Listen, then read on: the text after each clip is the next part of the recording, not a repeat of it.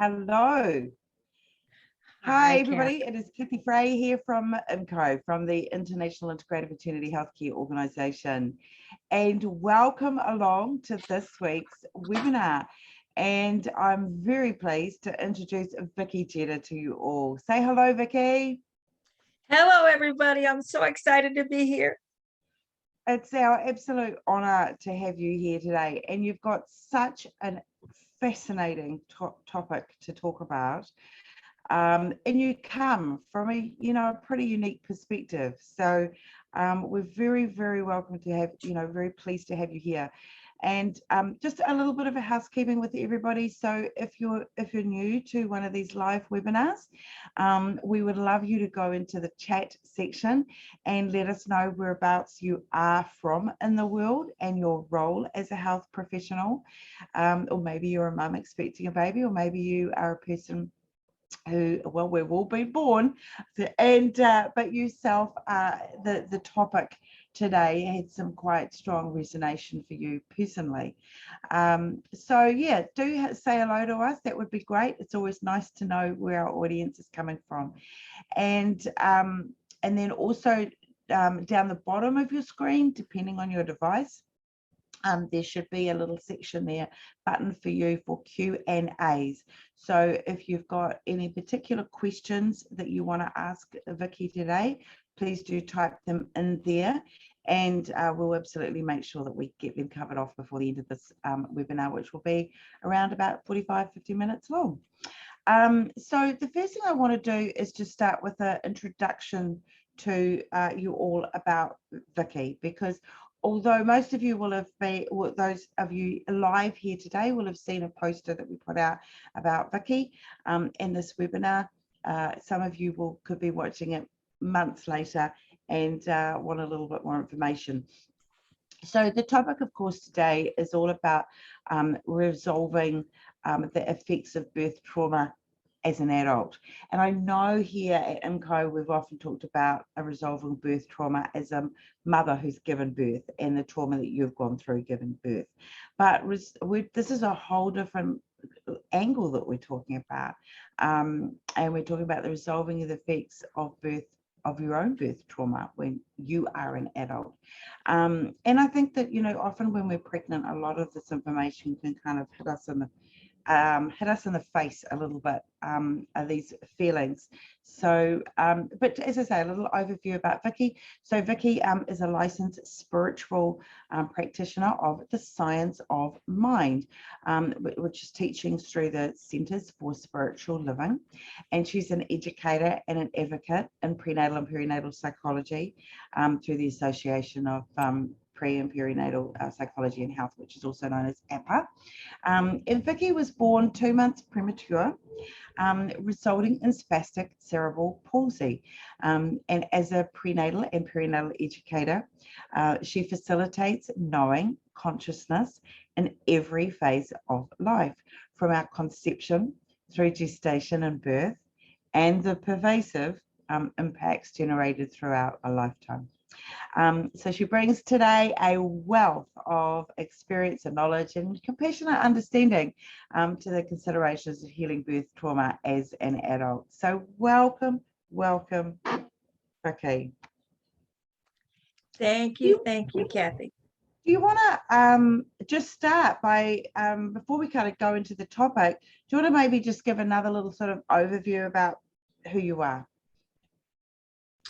Sure. So I came to the merging of the two topics that I am a professional in. I'm a professional spiritual practitioner and I'm a professional birth educator, from the standpoint that, when you're working in faith, so much of that has to do with what we believe in any walk of life. If you think about it, either what you're practicing in faith is forming your beliefs, or it's because you're researching your beliefs that you come to a particular faith. And so for me, when I found out, and I'll say a little bit more about this a little bit later, but when I came to the understanding that what we go through in conception, gestation, and birth, that those impressions are templates for like the foundation of what we're going to come to believe after that. That's our first impression of what it means to be human. A light bulb went off and I said, oh my goodness, the pre and perinatal period is actually the foundation of our beliefs. And then everything else after that is layers on top of our initial impressions. And when I say that, I'm referring to about ourselves. It's our first impression about the nature of life, and is life for me or against me, you know? And so even though it's unspoken, and even though in our culture it isn't largely supported, that we have consciousness along the way through all of these experiences, that doesn't make it any less true. And so when I realized, because I came into this having overt birth trauma, being born with cerebral palsy, I was overtly seeking.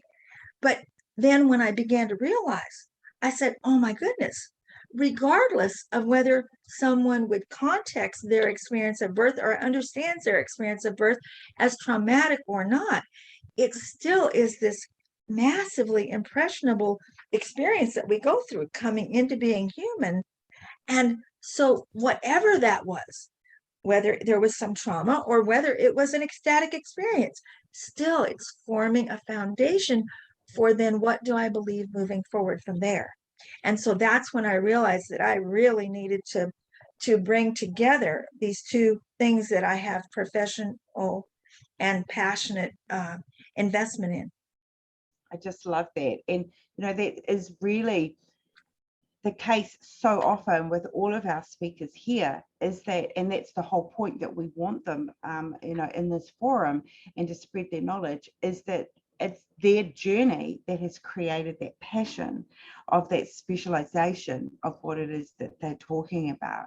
And I love it when you say that it was this coming together of those two areas. And now, I noticed that in the material that you'd sent through to me, and I'm aware of, you know, that when we think about healing wounds, you know, you talk about, well, we talk about healing wounds, but then you also talk about trauma resolution. So is there kind of a difference in those terms? From my perspective, it has been beneficial to me coming to realize that when we think of healing, like if you break your leg and then you heal your leg, there's a place where the bone will note that it was once broken. But other than that, pretty much the effects of that are healed and don't impact you anymore in an overt kind of way. Trauma resolution is a more apt term in my experience for what we're doing in ameliorating the effects of trauma, because you can't change the actual experience you had. And that experience doesn't have something solid to heal, like healing a bone. And so to realize that what we're doing is we're not actually changing or going back and affecting what happened. What happens in trauma resolution, in my experience, is that our relationship to that experience changes.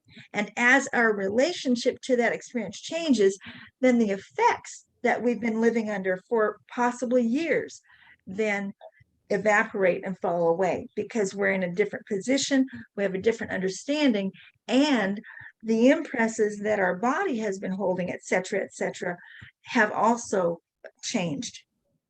And so I hopefully that will make your analogy with the broken bone is so good, because when you do have damage like that to the body, you are able to look at it later and go, that damage is now healed.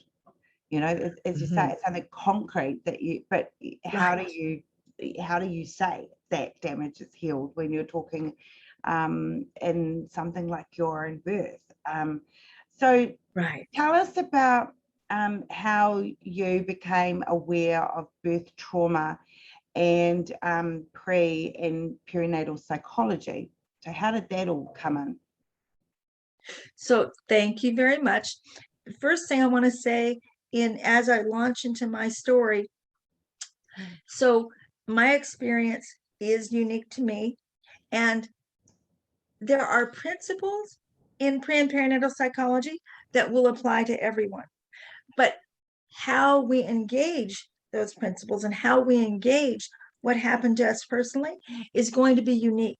And so as I'm describing what my experience has been, and certainly as I describe how there has been resolution for me in many, many ways, I'm not intending to suggest that exactly what happened for me would happen necessarily the same way for someone else, but that there is a path to discovering your story and your relationship to your trauma and how to then change your position in relationship to that so that the effects of it can change.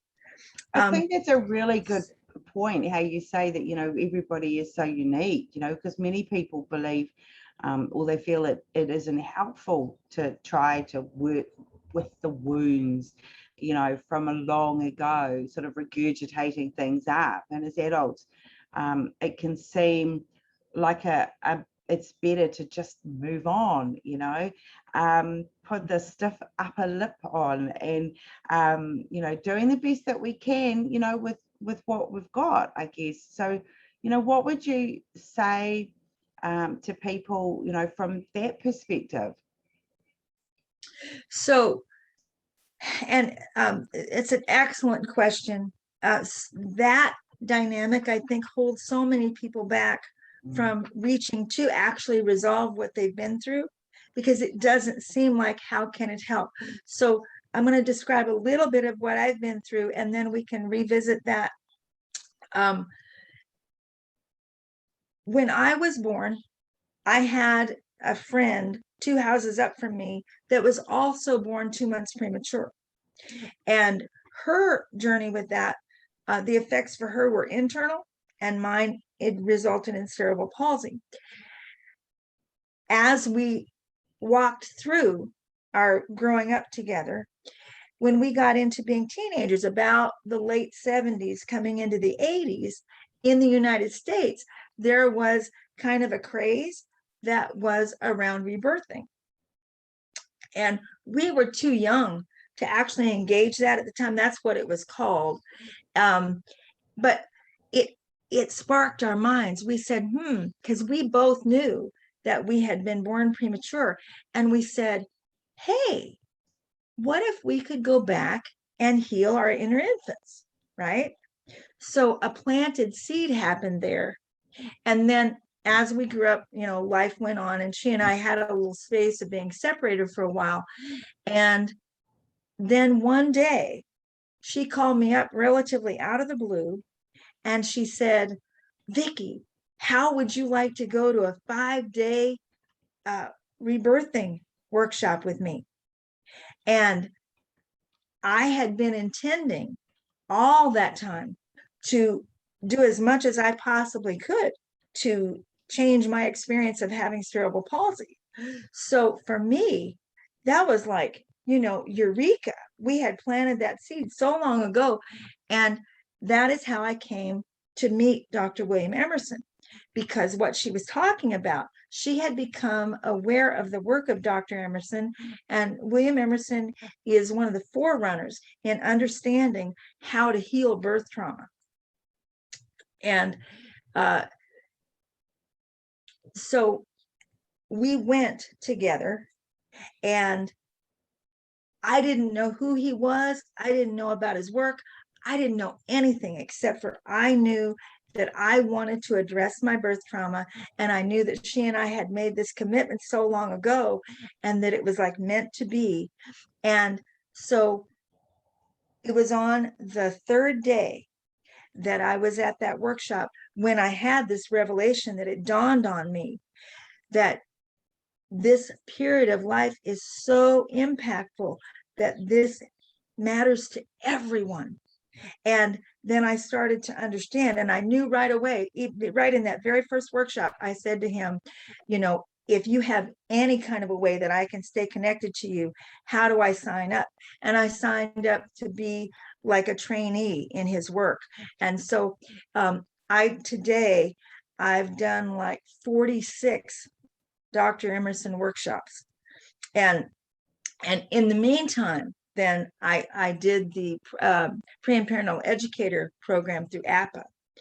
And so I want to give an example of when I understood that the impacts that we go through. You were asking about people that think it's too long ago, right?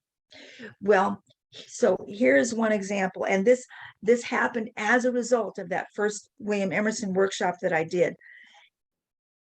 I not only don't walk well, I also don't drive well. I do drive, but I don't drive well. And all of my life, and I was about 32 years old when this is happening, okay? My first workshop. I came out of that workshop, and my experience of driving, okay, I can drive well as long as I know where I'm going and I don't have a lot of distractions. But if I run into emergency vehicles because of some stuff I went through as a result of my birth, when I hear emergency vehicles, that is a trigger for me. And so it causes me not to be able to think. And then I don't drive well under those circumstances. You're supposed to pull over and all this kind of stuff. Well, so after that first workshop, right behind me, I did not know this, there was an ambulance right behind me, and they got a call directly behind me. I was driving to work, and all of a sudden, boom, here comes this siren, and I lost it. I couldn't pull over. I completely shut down, and the ambulance driver honked his horn at me, couldn't figure out why I wouldn't move, got around me. But for the first time, because up until this time, I just thought what I had actually taken on is like, I must be a dumb blonde. Really, seriously, about that thing. It's so important. And you want to be courteous to people, and I couldn't do it. And for the first time in my life, because of what I learned at that workshop, I stopped and I said, oh my God, this isn't stupidity. This is shock. Okay. Wow. So one of the things to know is trauma. There is a spectrum. There's a range. Okay. So you have mild trauma, you have, moderate trauma, and then you have the most intense range of trauma, which results in shock. Okay. And this is a term of Dr. William Emerson's. None of this work is originally mine. I take no credit for this work, but this is what I've learned between working with Dr. Emerson and working with APA and all the years. I have about 8 years of actually working with this in educating people, and then all the years I've worked with William. So the thing is, how if you come upon an accident and they say, keep a blanket in your car because you might need to cover someone up, right? Well, that's physiological shock. You want to do that because when the body shuts down due to the shock, you're going to lose heat. So you want to wrap yourself up. But what people aren't enculturated to is that there is also psychological shock. Okay. And when we have triggers that take us back to those most intense things that we've been through, whatever that might be for someone, okay, the system responds. So if, I don't know, maybe even you can think of something, where you've gone through something and you might be aware of some of your triggers, and something happens and all of a sudden it's like you're offline for however long it might be. You can't think, you can't quite get it together. And that's what was happening to me in the car. And so then when I realized, I was like, oh my gosh, I'm not stupid. This is shock. And so for the first time in my life, instead of beating up on myself, instead of having it last all day that I felt badly, instead of having it hanging over me that I felt so bad, I pulled over. I gave myself 20 minutes. I did some deep breathing, checked in with my nervous system, and then I said, where did this come from? And then I realized it came from when I was 2.5 years old. My mother, partially because I had been born disabled, and when you have a disabled child, it is extremely difficult on parents. Of course, they want their child not to be hurting. Of course, they wonder if it's something that happened in their body or whatever. How might they be responsible for it? That's part of Yeah, the I mean, natural grief there's process. all that self-blame to the mother and the questioning of the mother. Yeah, did I cause this? Exactly. What could I have done differently? Why has this happened to me? Why is my baby not normal? And all, yes. So there's a lot goes on And with the mum. and and my mother had 8 pregnancies and only 4 survivals. And fortunately, I was survival number 4. But so, and I say that from the perspective of how all this stuff adds up. So my mother didn't deal well with that going on, and she had some substance abuse happening. So ultimately, she had attempted to commit suicide when I was 2.5. And when that happened, all around that going on, and let's take a breath. So people listening, absolutely. First of all, let me let you know, I'm good. My mom is no longer on the planet now, but she's good. We have a great relationship across the veil. It's okay. But when you're thinking about this, okay, this is the kind of thing, one of the things that my flyer said is we're going to talk about how it affects ongoing relationships and the larger family unit. Well, this is part of that story, okay? Yeah. So because of the sirens that would come and go when they were trying to get a handle on what was happening for my mom, the sirens happened more than once, but of course that day, that was the biggest day. And because I remember, my sister remembers hearing the sirens and the flashing lights. I was looking out a window and the flashing lights were there. And that impression stayed with me. And so that sudden siren thing, my system would go right back there and I would go offline. Yeah, Okay. just go straight into freeze mode. Exactly, because that's all I could do when I was 2.5. And so here's the thing I want to say, so you can kind of see how that from long ago played out in my current life. But what's important for people that wonder is absolutely, if you've adapted and it doesn't seem like things are overtly disturbing you, why go dumpster diving? Some people have asked me, why do I want to go dumpster diving and dig all that up? You don't. It's not about intentionally going back and digging up the mud. Notice that what I went through wasn't affecting me yesterday. I didn't go dig that up. That had been happening for me potentially every time I got into a car. You never know when you're going to run into emergency vehicles. It's current. What you're looking to change your relationship to is how those original things are impacting you currently. And so when you begin the inquiry, and this is one of the things, so you're thinking, okay, where do I start? This is such a big enchilada. Okay. One of the first things to know is I call it a compassionate inquiry is where it starts.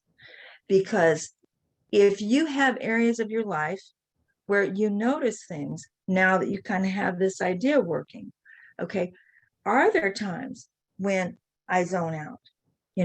Are there certain things that happen that cause me to shake?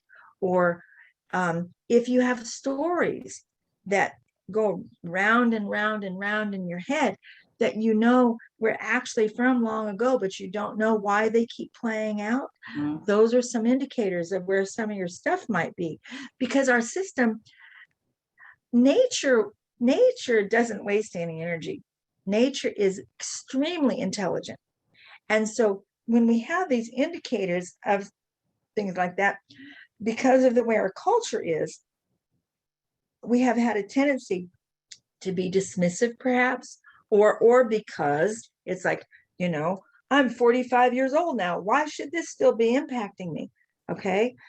But the nervous system doesn't speak English. The nervous system doesn't speak the English of the forebrain. So the first thing to do is allow for unconditional compassion, okay? Because some people will also say, well, if it happened that long ago, What if I don't know the story? What if there's no one left to tell me what happened? I can't get my birth records. What? Okay. But your system knows. You were there. Your system is holding your story some kind of way. Okay. Such as my system. Now, I actually did know that story, but I'm telling you, how many years did I drive going through that? Didn't have a clue.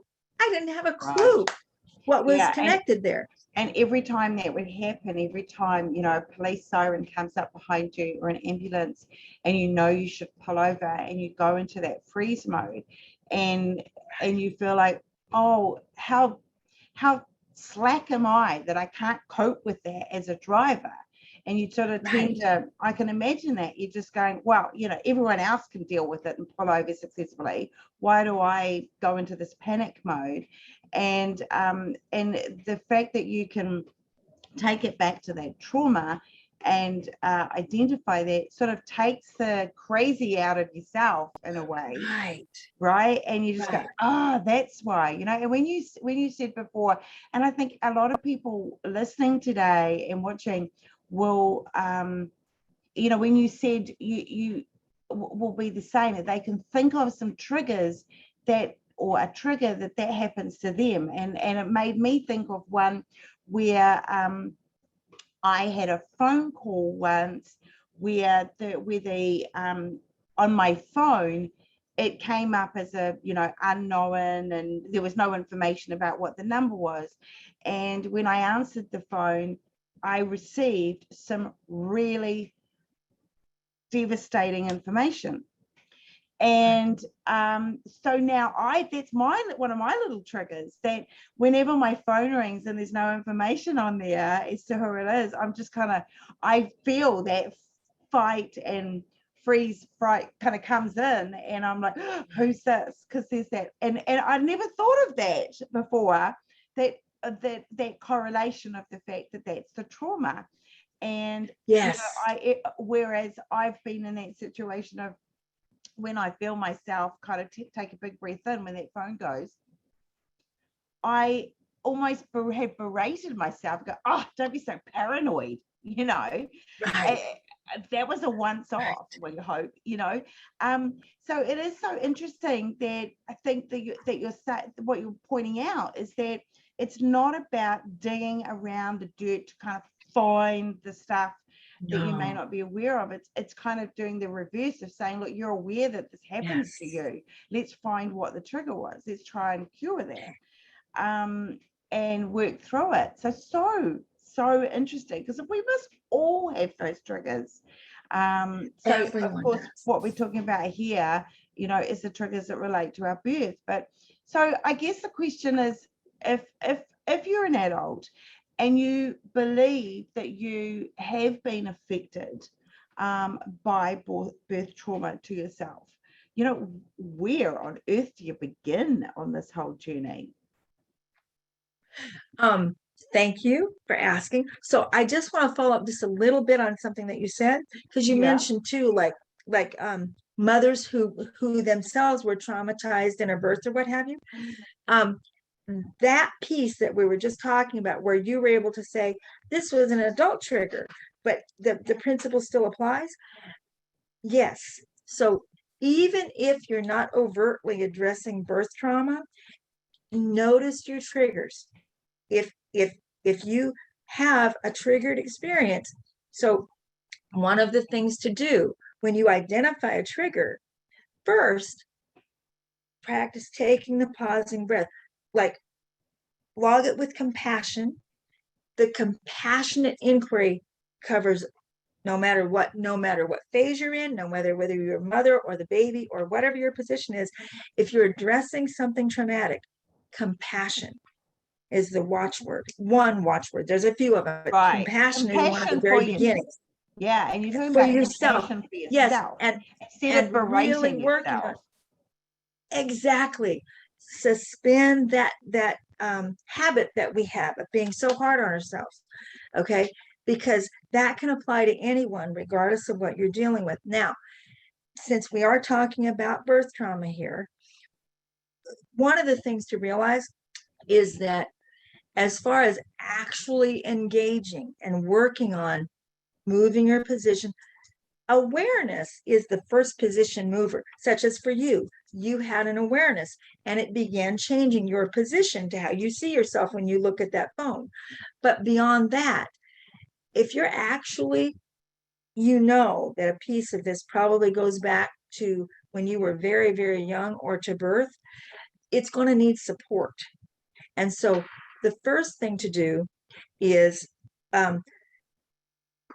open yourself up to the idea that once you know the arena that you need some support with, begin looking at places like APA or praying about where can I develop a support system that can help me work with this. Because when we're triggered at those birth trauma levels, is that something that someone that small can really work with on their own? No. Yeah, you need to have support. Okay. And you can develop it. So I'm not saying like you can't make any progress if you don't have that support system already in place. But let me give you another example of one of the things that shifted for me from that very first Emerson workshop that I did. Because I was born 2 months premature, all of my life, I went through any initiation of something with the impression that I could succeed, probably, not guaranteed, but probably I could succeed, except for I always felt like I was on a ledge about 3 inches wide. And I never knew why. I just thought that's the way I was. Okay.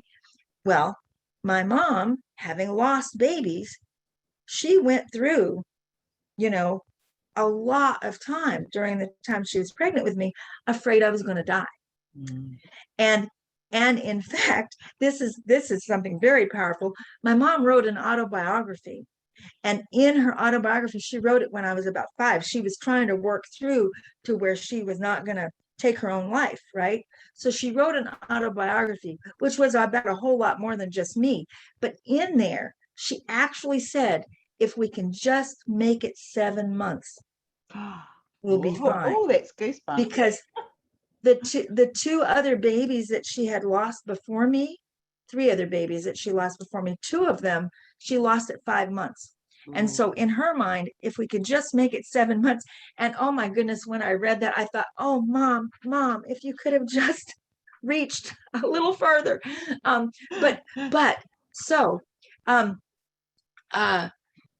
I lost my train of thought. Well, the fact that she manifested that and, created that. I guess, one of the things that is, I think can be so, changing tack here a little bit, but, because we've got a lot of birth practitioners here and health professionals who are, dealing with pregnant women, that's their thing. And so I wonder if there's, what we can do as birth practitioners and maternity healthcare providers that we can do for our clients, because this, I don't know, it's so tricky, isn't it? Because we do ask about the history of their family history obstetrically, that is relevant, that is asked, about what should be, things like prematurity, preeclampsia, gestational diabetes. These can be familial. They can run in families. So we do ask about what happened to their sister and their mother and their grandmother, type thing. So, but it's so funny. We just don't even go down. You just take the information and don't know what to do with it. Yeah.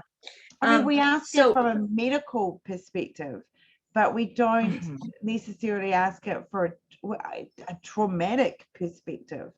And which is probably a combination of, busy maternity healthcare professionals who, are not trained in psychology and don't want to deep dive into something that's over their head. Right. And, like, what are we going to do if somebody tells us, oh yes, I had this horrifically traumatic birth myself. It's tricky, isn't it? So, I guess your advice to birth practitioners and maternity healthcare providers when we do kind of come So- across something that sounds traumatic, would be good. Well, and so I hear you exactly. Mm. Each person can only work within the scope of what they're trained to do. And Mm. that certainly is the only thing we should do. But what people who work in this field might do, having that kind of awareness, is maybe find out what's available in your area for people who do work with the power of telling a story. I remembered where my train of thought was, and I do want to go back to that, but it also lends into this. Okay, so this thing that I had where I only felt like I only had this much room to move. Okay, at the Emerson workshop, because how we got to here, as I was saying, you need to have support. Okay, so I'm at this workshop, everyone there, this is what we're dedicated to. Okay, and so as they started to discover what my story was, and we became aware that all my life I felt like, I can only move this much when I'm starting things, and that's because it was about starting into life. I was being birthed into this life, right? And I feel like I can just hang on just like this. Well, what a baby needs is my system stayed there. Like, I was born and I survived, and mom and dad and everybody knows the baby made it. But for a being who just went through this whole thing, coming from a way different perspective than the adults around, for me to have had a nurse or somebody to look into my eyes and non-verbally communicate to me, "Oh, honey, I know you were just hanging on. I know your mama was telling you you might not make it." Not because she was trying to tell me that, but that's the message that was going through my mom's body for, the whole last month of my gestation, not to mention especially the last 3 days. They held up, I went into labor, they held up my birth for 3 days, and during that 3 days she was really afraid that I was going to be gone. So at the workshop, they circled me, they wordlessly helped me get to that point, tell that story to that point, and then they all simply looked into my eyes and imparted to me, "You made it. You don't have to hang on anymore. You're not on Okay? that ledge anymore. Right. I Let came go in here of that. knowing I was on a ledge, and I was held, I was loved, I was taken care of in the NICU, all those things. But about that message that I kept getting, it's like needing a completion to a circuit. I'm waiting and waiting and waiting. And as far as I know, the whole world still thinks I might fall off the ledge. And when they looked into my eyes and said, for a good 15 or 20 minutes, they just circled me and said, feeling that, like I was just born, "You made it. It's going to be okay. You can exhale now." Oh, now that feeling didn't just magically go away then, but I knew what it did. I mean, in that moment I could feel, but I'm saying, the next time I had to do something new, still there were residuals of that there, but I knew what I was dealing with. I knew that anxiety wasn't current time. It wasn't that I really thought I couldn't get that job or whatever the new thing was. I knew that it was triggering my original birth story. And if I could just remind myself, it's okay. I made it. I don't have to revisit. I'm not on a ledge here. I can do this. Okay. And so Absolutely fascinating. I don't even know how much more time we have, but I just want to say, you're so fine. We've got precious. another 5 or 10 minutes. One of the reasons when you're dealing, you froze a little bit. Oh, okay. Yeah, we've got another 5 or 10 minutes, so we're I'm good. going to wait because I think it might be. Can you hear me okay? I heard you say, "Can I hear you okay?" Can you hear me?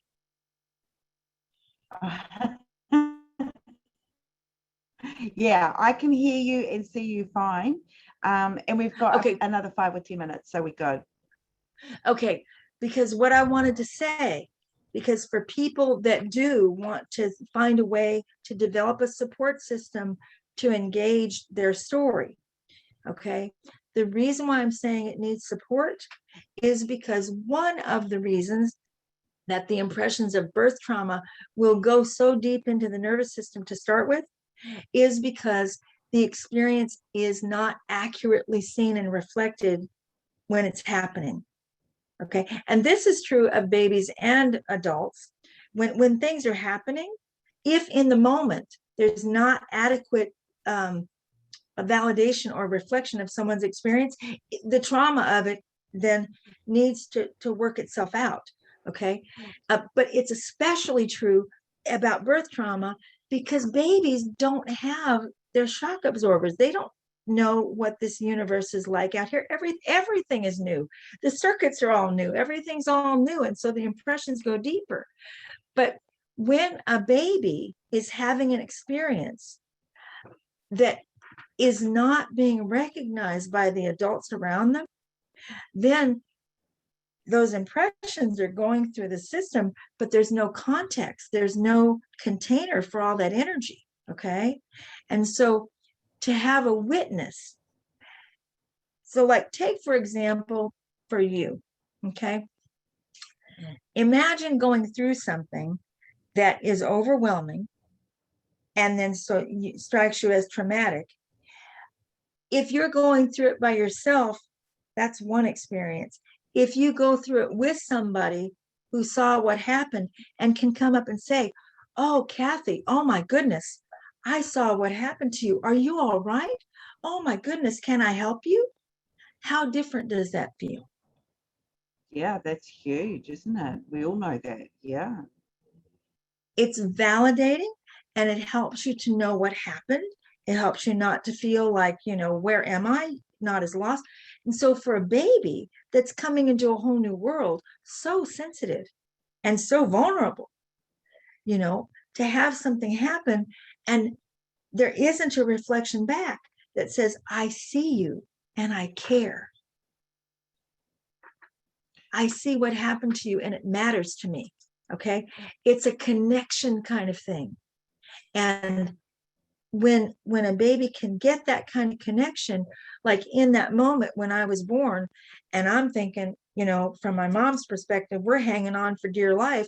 And I still don't know for sure that I made it. For someone to recognize and say, wow, let me just hold you for a minute and say, that was quite a trip. And I know that we didn't know if you were going to make it until you did. And so I'm here to tell you, you made it. It's okay. Bringing a whole new end to that story. Yeah, it's like saying, I'm here to validate the fact that that bone has healed. Here's the x-ray to prove it. It's yes. Here. Yeah. And yes, it's you're validating here. that you are here. Right. Yeah. One of the things that I think a lot of midwives particularly come across is where we've got a woman who is pregnant for the second time, and the first birth was out of control, incredibly traumatic for her, nowhere near what she planned as her birth journey, her birth plan. And she's clearly traumatized from it. And she's been in that victim mode. And now she's kind of and she's gone through the survivor mode. And now she's sort of stepped into the warrior mode, where she's kind of going, right, this is not going to happen again. I am taking charge of this pregnancy. I'm not going to just say yes to the epidural straight away and just allow the system to just do it. I want to learn more. I want to take hold of the reins. I want to take more responsibility for what I'm doing with this birth. And because I personally, when I was a caseloading 24/7 on-call midwife, was known, as somebody who was, pro keeping things as natural and normal as we can. Let's not intervene where we don't need to.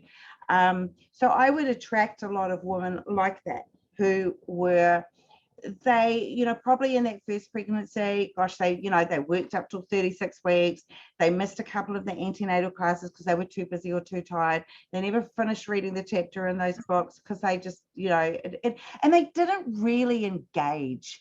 And they are angry at themselves. They are, and there is a mummy guilt that they have got because of what happened with that first baby. And they can't take it back. Right? They can't take it back. Right. But what they can do is they can make sure that, because, and I'll say to women that when you have done everything in your power to be able to give your baby a non-traumatic, non-dramatic birth, when you've done everything in your power to do that, if it ends as an emergency C-section or an assisted instrumental delivery with ventouse or forceps, if it ends that way, you can put your hand on your heart and you can go, I did everything in my power. It was how it was meant to be. And, and that's what we have this obstetric medicine for, is to be able to step in there and when there is an emergency and kind of save the day. But it's those women who look back after those first births particularly and go, I know I didn't engage. I know I could have done more. And I'm not going through that again. And we have such a focus about the woman's journey, but I guess what we're never really talking about there is the baby's journey afterwards. And one of the things that you made me think about was a dear friend of mine. We were pregnant together with our firsts, and her son had an instrumental forceps delivery that she felt was incredibly violent, and we both we had the same caregiver and the same doctor, and he's like an amazingly awesome, holistically minded person. So it's not, I know it would not have come from a medicalized perspective, but it came from a genuine emergency perspective. And when her son was started in school and it was discovered that he was dyslexic, I remember her saying one day, that's my fault. I'm like, why is it your fault? She goes, because it was the instrumental delivery. I know it created that brain damage on him. I know, and I could have done things differently. And it was just, and so here she is processing that as the woman who gave birth. But what about the son who's hearing his mum make a comment like that? I know why you're dyslexic. It's because of your birth. It's because of what I didn't do. Like, gosh, it's complex, I know, but should we as birth practitioners be, when we know a client has had a traumatic birth as the mother, we're looking after them in that postpartum period, and there should be, I guess, a conversation not just around her trauma that she's processing, but the fact that one day she's going to be processing that trauma with her child in a way. And right. Okay. So it's a big question. Yeah. And there's a couple of things I just want to name here. Okay. There's a couple of things I really want to say about that. I'm aware that we've had people putting questions in the chat, and so I just want to say, I don't know if we're going to be able to do any of that right now. It's all very important. So I just want to honor. The chat is mostly commentary, so you're all good. Yeah. Okay, thank you. I just kind of was watching. So a couple of really significant things. Okay. As we're talking about here, that it is possible to do trauma resolution as an adult. That's true for parents and for children. So if we are talking to parents here that are looking back and going, oh my gosh, I made so many mistakes, which that's something that happens. People are always doing the best they can with what they know at the time. Even people whatever the choices are, we're making the best choices we have with what we knew at the time.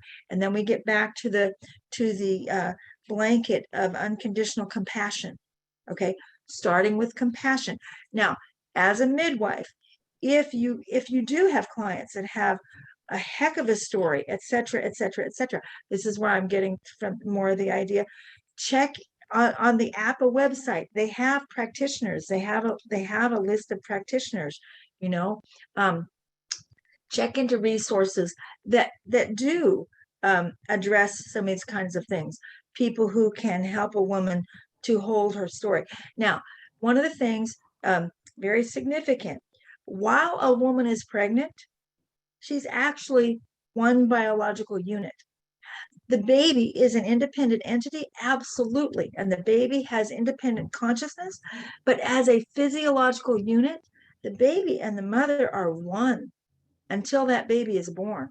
So when you're talking about something traumatizing happening, but it's only happening to one or the other,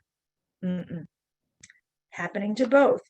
Okay, they're both having a different experience of it. They're having a different experience of it, but it's something that they went through together. Okay, and so to teach mothers that them and their baby are one for the time that she's pregnant, and what a mother can do about that. Okay, physiologically, that's a true story. And babies can come to feel responsible for things that their mothers go through. That's part of what happened to me. I knew that she just thought I was going to die. And so I took that on. But absolutely, I think you're really, when you say that, the babies can, because so often, you know, as mothers, we talk about our birth stories to our children. Like, that's your birth story. And, you know, if there's anything kind of negative in that story, you know, then you do kind of think, well, yeah, I caused that on you. it's the child. Well, and so it's about getting, so if a person has something like that in their story and they feel like, you know, overly responsible, or that sense of feeling responsible is weighing them down, of course, that's not going to be helpful. It's part of the grief process, but that's when you know, let me see if I can get some support for this. Let me see how I can change my position to this memory. Okay. So when a woman is pregnant, though, if she has a traumatic history, if things are going on around her that she has no control over, she can tell the baby, I got this. I'm the mom. My experience is not your experience. It's okay. If that communication isn't strengthened and doesn't come, then it's happening to them as a unit, and the baby does not have the filters to perceive themselves as separate from the mother. By nature, human beings do not naturally start perceiving themselves as distinct from their caregivers until, you know, we're a year, 18 months old, you know. Now, when traumatic things happen, that can cause that to start happening early. But I'm talking about by nature, the way it's intended. During the time when an infant is totally dependent and cannot do anything for themselves, they see themselves as a unit to the people caring for them. They have to, because they can't do it on their own. Okay. And so for caregivers to be present to what a baby might be thinking, go at a slower pace. Imagine how it might feel to be them and say, I'm going to do this now. Just like you do when a doctor, you know, when you're with a doctor and something's going to happen, how much nicer does it feel if the doctor says, we're going to do this now, okay? And so, especially if something the baby doesn't understand is happening from the womb or without, the baby's a part of that experience too. So for parents, and this isn't just all about moms, if we have dads listening, please know that you have your whole own arena with this. But to be able to say to the baby, oh, I know you never saw anything like that before. Let me explain this to you and let me tell you it's going to be okay. And so from within the womb, for the mother on a daily basis to check in with her baby and say, now we're going to go and we're going to have this experience and you're going to hear some things and whatever, and it's okay. And like, just for a calmer example, that's not even about trauma. When a woman comes into an area where there's new people, and those new people might want to come and, oh, you're pregnant, oh, and all this energy. Baby can feel all that energy. For the mom to say, okay, we're with this group of people and we're meeting them, and there's going to be a lot of talking going on, and I got it, and it's okay, then the baby doesn't worry, right? um an example is coming to me really quickly, and I know we've got this time thing going on, but I was in a hospital one day visiting someone else's pastoral care visit, and I was waiting to go in and see this person, and I was watching a nurse on the floor. She was about 6 months pregnant. She had a nice little baby bump, clearly very healthy, and she's just whipping around doing her job. And the hospital door had one of those things. She's going like out of the emergency room, and it had one of those things where you bump the bar, and that bar made this metallic noise, and she'd hit that bar and the door would open, and that noise was right at the level of her baby bump. And Yes. I'm thinking, Lord have mercy, I wonder if she has ever explained to that baby what the heck that noise is, Right. because, and this is one of the things, okay, so there's an impression coming. Every baby is liable to take that differently depending on how they're wired, depending on who they are, unless someone stops and says. Now, because it happened every day, many times a day, probably that baby was conditioned to it. But how nice it would be if the mother had started by saying, or on a regular basis, said, now, and also she didn't necessarily have to hit that thing so hard. That's loud right there, right outside of where you are. She could open that door a little quieter. She didn't have to hit it, because I mean, it was loud. So that's the kind of thing to just remember, that the baby is taking on impressions from what's going on around. I love And that. so, It's that example is just so real, and you can compare it to so many other things that we could be doing. And I love the fact that you are saying to that, it's really, look, if the woman will just talk to their babies while they're pregnant, and when you say, especially when they do come from that position of having had a traumatic obstetric delivery, that is now haunting that woman. They're well aware it's haunting them, and of course they'll be worried that this baby's going to go through the same thing or worse. But the fact that they can sort of intentionally, proactively go, right, well, I've got this, honey bun, and we're on a different journey this time. And I'm not going to put this in, there's a forum, a Facebook forum called Ask the Maternity Gurus, which myself and a British midwife and an Australian obstetrician and a bunch of other health professionals around the world volunteer on, and where we are basically helping women who have got really substandard knowledge sometimes and support in their countries for their pregnancy. And one of the commonest things that they will say is, I'm so worried about, or I'm so worried about. And that's just that. And sometimes you can feel them, like really crazy stuff, like a woman saying, oh my God, I've been told that my pregnancy is intrauterine. What does that mean? Am I okay? I'm so worried. Well, intrauterine just means that it's in the womb, so that's all good. and that's what it's supposed to be. Right, that's where it's supposed to be. And so often we kind of are telling women, look, we get that you're worried, but that level of anxiety is actually not helpful to your pregnancy. So it would be really great for you to be doing some proactive things that are going to dial down your worry level. So whether it's meditation or Priya yoga or qigong or whatever you're doing, but you go and proactively dial down your anxiety level, because we know that stress is not helpful for your pregnancy. And when so, that stress is coming from previous birth trauma, I love that we're talking about that. Talk to the baby that this is a whole different pregnancy, going to be a whole different birth. Right. And not to interrupt you, No, I just want to say really quickly that one of the ways that a woman can discover what would be good for her to do to help her own anxiety is to say to herself, what would I need to feel safer? Or like checking out, what am I anxious about? And what would I need to feel more secure, safer, whatever? And listen to herself, and those things, sometimes it's a logical thing that will come, and sometimes it's something that doesn't make any sense at all. But just see about validating it. Listen to your body. Listen to what comes. If you ask yourself, what do I need right now? Okay. I want to name a couple resources for people.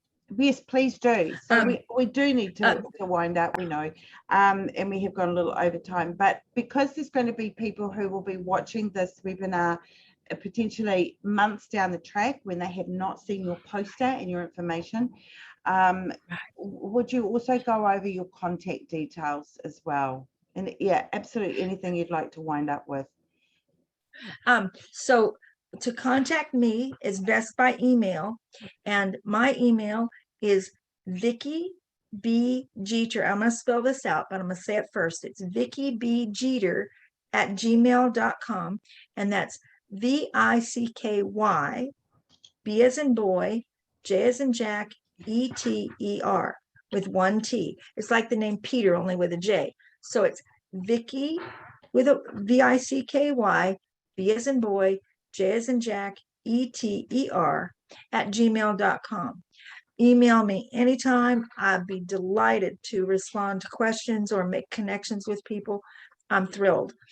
So the resources, though, for those of you who might not have been aware of the Association for Pre and Perinatal Psychology and Health, APPAH, that's APPPAH, that they are at birthpsychology.com, and there's lots of resources there, including referral resources for finding people that can address what actual birthing professionals can't possibly have the time or energy or skills to address, but they can help you find out who can. So that's one resource. And then for people who are interested in the work of Dr. William Emerson around healing birth trauma, not only for adults, but also for babies and children, the best way to contact them is also by email.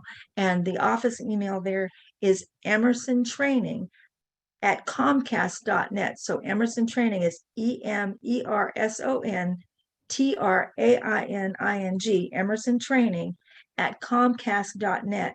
And his office will be happy to let you know what resourcing from his works and stuff that he's published. And there's one other resource that's very, very good for people who are looking at trauma resolution. It's a book by a man named Peter A. Levine. It's called Waking the Tiger. It's a wonderful, wonderful book about how to resolve what goes on in our nervous system and how to bring it more back into homeostasis in the way that it was intended to function to begin with. So it's Waking the Tiger by Peter Levine. It's a book, and it's actually, I just got a copy of it on Audible for people who just want to listen and don't necessarily want to get a hard copy. So thank you for letting me say those things. And I don't know of any other burning desires at this moment that I have. We could talk on. Yeah, we could. And look, it's just been so wonderful to have you here, Vicki. You've got a very unique topic that we've addressed today, and you've got a unique perspective on that topic. And it's just great. It's the more we learn, the more we realize we don't understand. And it's just powerful. And I think that a lot of, we've had a lot of commentary here today, with the words coming through of it's amazing, fascinating, and amazing and fascinating is quite a recurrent words that's come through those little comments today. So thank you very, very much for your time. And so thank you for being here today. It's been absolutely wonderful, and we'll wind everything up. Is there something else you'd like to add? I don't think so. I think we're good, but I just want to say thank you to you. I think you're marvelous. I think the work that you've done is clearly, this whole series that this interview is a part of was just fascinating. And I did pass it on to many people that I know. And so thank you for your work and for this opportunity. And I think that'll do it for today. All right. And thank you to those who are live, particularly. We always love to have you guys live. It's always, it gives us energy back as well. And well, thank you everybody for being here, and I hope to see some of you next week. Okay. Bye everybody. And thank you, Vicky.